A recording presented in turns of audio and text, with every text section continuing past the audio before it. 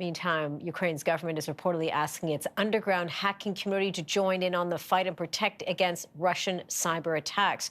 Reuters reports that requests for volunteers started appearing on well-known hacker forums on Thursday.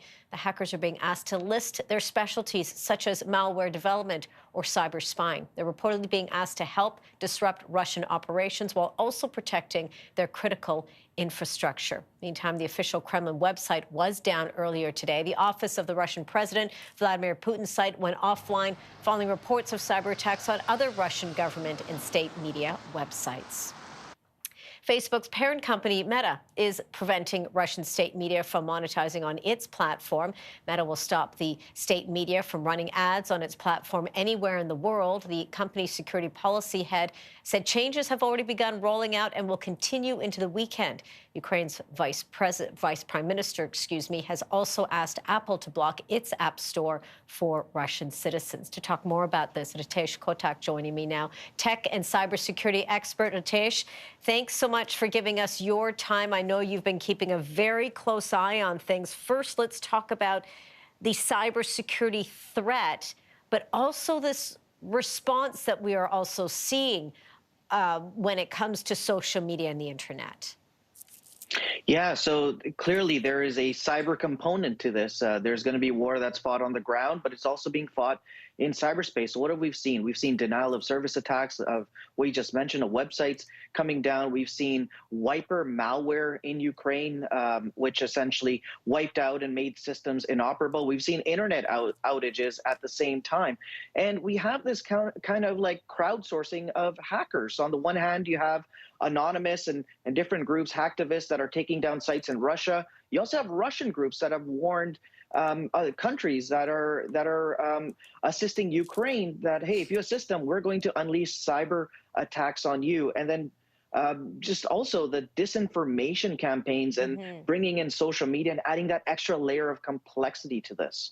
How does that make things more challenging when we talk about that disinformation, the misinformation? But I also want to bring in the hacker community into all of that as well, because that's a group that, there is some suspicions there, but they're joining in on saying, hey, we're going to come in and do what we need to do to help protect Ukraine in many ways.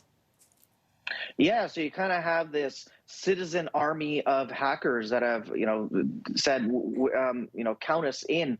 And the thing about disinformation is that it's so easy to put up and propagate now because of the internet and just how connected we are. And it's really interesting, actually, if we see what Russia is actually doing when it comes to disinformation. Now, I think that there is a responsibility on platforms, but recently Russia passed a law requiring a lot of these big tech companies to actually set up shop, to have some sort of physical entity in Russia, clearly for fact-checking purposes, but also to be held responsible and saying if you fail to do this, potential fines and imprisonment. So it's pretty clear that social media, it has a major role to play here, and you're going to have state-sponsored activities and state-sanctioned activities as well, and this underground community that's going to leverage these platforms. So there's a lot of moving parts, and it's evolving, but a huge role for disinformation and platforms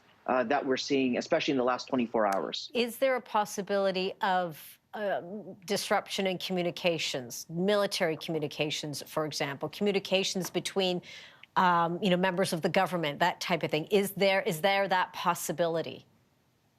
Yes, so there is that possibility because communication infrastructure is going to be hit. All critical infrastructure is going to be attacked, whether it be through cyber means such as malware or the wiperware that we just talked about. But there's also going to be physical attacks on these on this type of critical infrastructure as well, knocking out communication. And we saw that with some of the internet outages that happened in Ukraine in the last 24 hours. It's unbelievable the direction things are going in, Ritesh, but it also comes down to, that overall security factor of it. There's so many layers to it. I appreciate you delving into as much as we can right now, and I think the conversation will certainly continue. Ritesh Kotak, tech and cybersecurity expert. Ritesh, thank you again. We'll talk again soon. Thank you, Angie. You're welcome.